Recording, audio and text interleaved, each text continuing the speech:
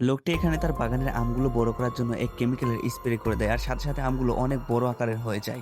ভাই এই আমগুলো কোনো কাজেরই না, হ্যাঁ অনেক কাঁচা আর এখনো বড় হয়নি। ভাবতেছে আমি এই আমগুলো নেব না, আর লোকটি তখনও আমে স্প্রে করেই যাচ্ছিল। আরে ভাইজান বা এই কেমিক্যালের স্প্রেটা তো দারুণ কাজ করতেছে, আমে দেওয়ার সাথে সাথে আমগুলো বড় হয়ে যাচ্ছে। হ্যাঁ হ্যাঁ, তুই যা, ওখানে খরিদ্দাররা আছে ওদের সাথে কথা বল, আমি ততক্ষণে শেখ সাহেবকে ফোন দিয়ে কথা বলে নিচ্ছি। ভাই চলেন আমরা চলে যাই, এই আমগুলো ভালো না, আমরা অন্য কোথাও দেখি। চল চল ভাইজান, আপনারা কি আমাদের আম দেখছেন? হ্যাঁ দেখছি, অনেক এখনো ছোট আর পাকা নাই, আমরা ভাবতেছি অন্য কোথাও যেয়ে দেখবো, এখানে আর থাকবো না। চল। আরে ভাইজান পিছনে গুলো কি দেখছে না? পিছনে মানে হ্যাঁ হ্যাঁ, আমাদের বাগানের পিছনে অনেক বড় বড় আম আছে, আসুন আমার সাথে, আমি দেখাচ্ছি। আচ্ছা দেখতে তো কোনো ক্ষতি নাই, চলো যে দেখে আসি। আচ্ছা ঠিক আছে চল। তারপর তারা যায় সেখানে বড় আমগুলো দেখতে। ভাইজান এই যে দেখুন আমাদের বড় আম। আরে বাপরে, এত বড় আম! এত বড় আম কিভাবে তৈরি হয়েছে? ভাইজান দেখো কত বড় আম। আর এই আমগুলো কি নর্মাল? কিভাবে এগুলো তৈরি হয়েছে? হ্যাঁ হ্যাঁ, এটা একদম খাঁটি আম, এটা আমার বাগানের স্পেশাল বড় আম। আরে বলে কি স্পেশাল আম? তা ভাইজানের দাম কত? আপনি কিভাবে বিক্রি করছেন? আরে ভাই অল্প টাকা, মাত্র 25,000 টাকা হলে আমি একটা আম বিক্রি করে দেবো। 25,000 টাকা একটা আমের দাম? এটা তো মনে হচ্ছে অনেক দামি রে ভাই। দেখুন এটা যেমন তেমন আম না, এটা অনেক বড় আম, আর এটা হচ্ছে শেখ সাহেবের না। কি বলে ভাই, শোনেরা মনে হচ্ছে শেখ সাহেবের কাছে এগুলো আম বিক্রি করে। আর তখনই সেখানে ভিআইপি এন্ট্রি নিয়ে শেখ সাহেবের হাজির হয়। আরে ওয়াল্লাহ হাবিবি, আমটা কোথায় রে ভাই? আমাকে বড় আমটা।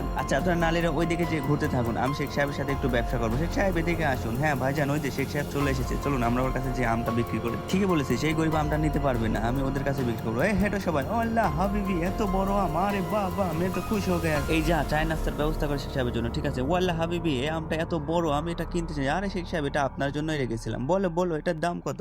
আরে বেশি না, মাত্র 25,000 টাকা। দামটা স্পেশালি আপনার জন্য। আরে মাত্র 25,000 টাকা? কোথায় গেল আমার চেক? এক্ষুনি আমি তোমাকে টাকা দিচ্ছি, দাঁড়াও, তুমি ব্যাপার নিয়ে নো। আর এসব আমার কাছে কোনো চাপই না। শেখ সাহেব দাঁড়ান, আমি আপনার জন্য কলম নিয়ে আসতেছি চেক লেখার জন্য। আচ্ছা ঠিক আছে যাও। আরে শেখ সাহেব তো মনে হচ্ছে অনেক লসে আমটা কিনতেছে, মনে হতে হচ্ছে তাই। চলুন আমরা শেখ সাহেবকে বলি। আচ্ছা শেখ সাহেব, আপনার কি মনে হচ্ছে না আপনি অনেক লসে আমটা কিনতেছেন? আরে এই বড় আমের জন্য এই দামটা তেমন কোনো বিষয়ই না। আচ্ছা ঠিক আছে, ধরুন আমরা আপনাকে 25,000 বদলে যদি 500 টাকায় আমটা কিনে দিই, তাহলে আচ্ছা তাহলে যদি তোমরা কিনে দিতে পারো তাহলে আমি তোমাদেরকে 10,000 টাকা গিফট দেবো। আচ্ছা ঠিক আছে, তাহলে অপেক্ষা করুন, আমরা আপনাকে এই আমটা 500 টাকায় কিনে দেবো। আচ্ছা তোমরা যদি এটা করতে পারো তাহলে এই চেকের সম্পূর্ণ টাকা তোমাদেরকে আমি দেবো। আচ্ছা ঠিক আছে দাঁড়াও, আমি এখন একটু ফোন দিয়ে আসতেছি। শেখ সাহেব তখনই সেখান থেকে চলে যায়। ভাই ভাই, শেখ সাহেব কোথায় গেল? এখানে আমি কলম নিয়ে চলে এসেছি।